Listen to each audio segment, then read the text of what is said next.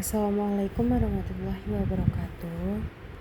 Saya akan melanjutkan presentasi bab 3 yaitu pertumbuhan dan perkembangan individu.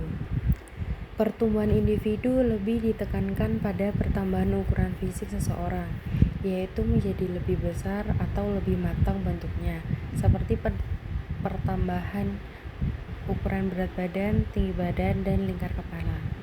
Menurut Stephen R. Covey, pertumbuhan individu dapat diartikan sebagai proses perkembangan yang konstan dan perubahan yang berarti.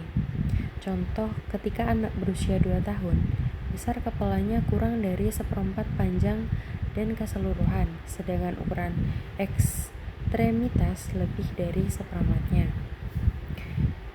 Contoh lain dari pertumbuhan individu di sekitar kita yaitu rambut dan kuku yang terus memanjang dan tumbuhnya jerawat.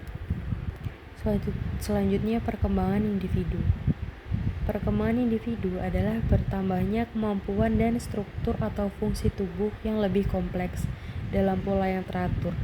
Dapat diperkirakan dan diramalkan sebagai hasil dari proses diferensiasi sel, jaringan tubuh, organ-organ, dan sistemnya yang terorganisasi. Menurut Papalia Alt dan Feldman 2009 disebutkan bahwa perkembangan manusia merupakan suatu studi ilmiah bahwa pola-pola perubahan dan stabilitas di sepanjang rentan kehidupan manusia.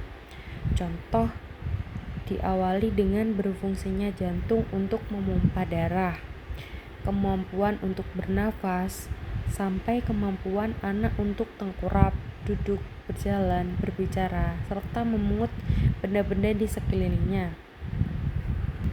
Adapun contoh perkembangan individu di sekitar kita, yaitu orang dewasa yang pola pikir dan fisiknya semakin berkembang, seperti dapat membedakan mana yang benar dan mana yang salah. Selanjutnya ada tahapan tumbuh kembang.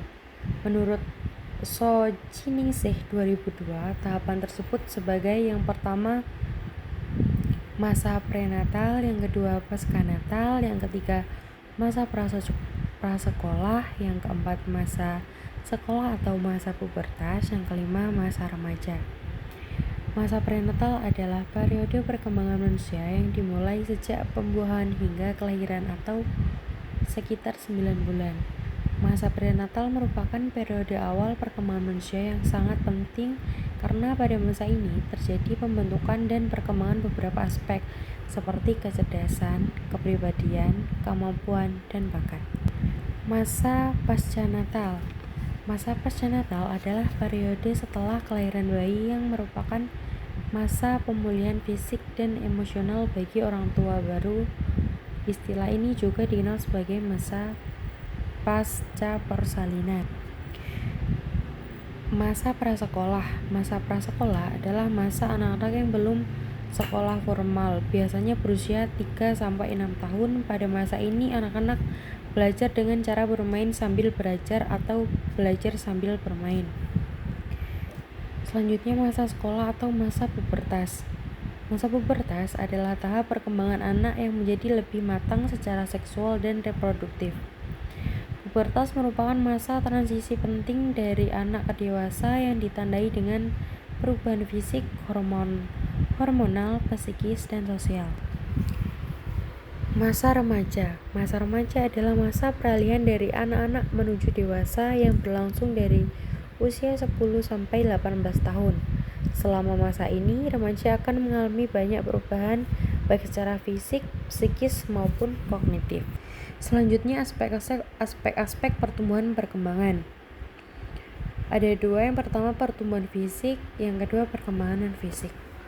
Pertumbuhan fisik ditandai dengan bertambahnya ukuran tinggi badan dan berat badan, pertumbuhan tulang dan otot, kemampuan organ seksual yang berfungsi reproduksi, perkembangan motorik halus seperti menulis, menggunting, dan menyusun balok, perkembangan motorik kasar seperti gerak yang dilakukan dengan tangan atau kaki. Menurut Kartono dalam Sobur 2013 mendefinisikan pertumbuhan sebagai perubahan secara fisiologi sebagai hasil dari proses pematangan fungsi-fungsi fisik yang berlangsung secara normal pada diri anak yang sehat dalam peredaran waktu tertentu. Contoh perubahan bulu halus di area kelamin. Selain pada payudara, perkembangan remaja juga terjadi di area kelamin. Selanjutnya perkembangan non-fisik. Perkembangan non-fisik yang melibatkan aspek sosial budaya, politik, dan religi. Pembangunan non-fisik dapat dilakukan dengan cara membimbing, persuasi, dan stimulasi.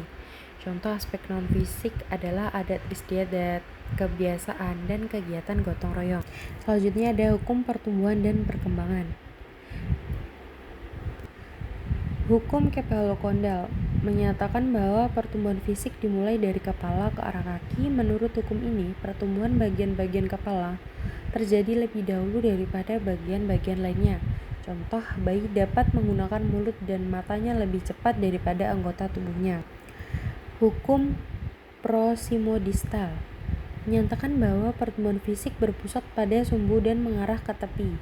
Organ-organ tubuh yang terdapat di pusat seperti jantung, hati, dan alat-alat pencernaan lebih dahulu berfungsi daripada anggota tubuh yang ada di tepi. Hal ini karena organ-organ tubuh yang terdapat di area pusat lebih vital daripada anggota tubuh yang di bagian tepi seperti tangan dan kaki. Contoh, seorang anak akan menyebut ibu ke semua wanita sebelum dapat membedakan ibunya, pengasuhnya, atau neneknya. Selanjutnya, perkembangan berlangsung dalam tahapan-tahapan perkembangan. Perkembangan individu terjadi secara bertahap yang dapat dibagi ke dalam masa-masa perkembangan. Pada tiap masa perkembangan terdapat ciri-ciri perkembangan yang membedakan dengan masa perkembangan lainnya. Menurut Harlock, perkembangan adalah serangkaian perubahan progresif yang terjadi sebagai akibat dari proses kematangan dan pengalaman. Contoh tahapan perkembangan manusia meliputi masa pralahir, masa jabang bayi, masa anak, prasekolah, masa sekolah, masa remaja, masa dewasa, dan masa tua. Selanjutnya, fase-fase perkembangan. Fase yang dimaksud pada pembahasan ini adalah tahapan-tahapan yang terjadi pada perkembangan individu dari masa kecil sampai dewasa.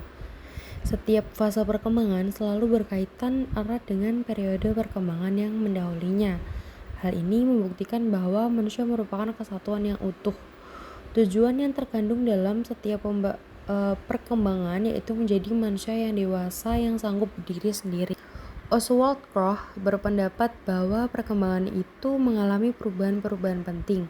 Apabila pada usia tertentu, pada hampir setiap anak terlihat adanya perubahan-perubahan penting dalam tingkah laku, perangai, dan responnya terhadap dunia luar. Masa itulah dijadikan batas antara masa-masa lampau dengan masa perkembangan baru.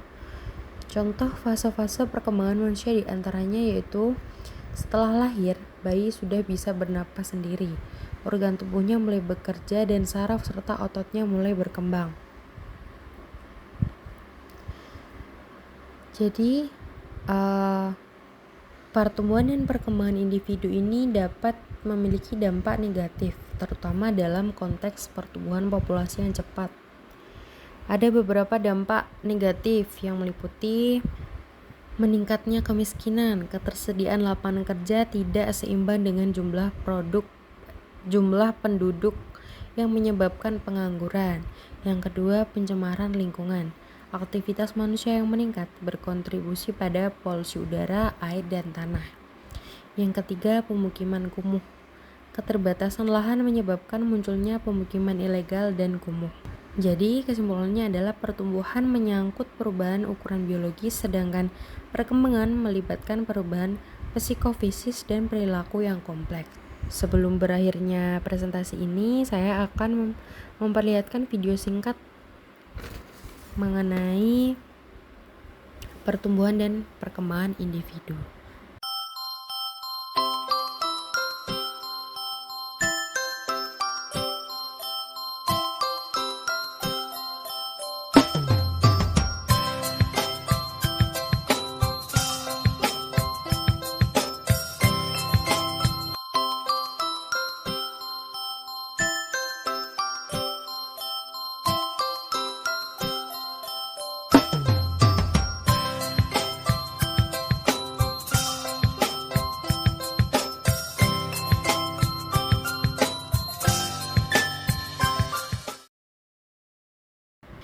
Sekian presentasi saya. Wassalamualaikum warahmatullahi wabarakatuh.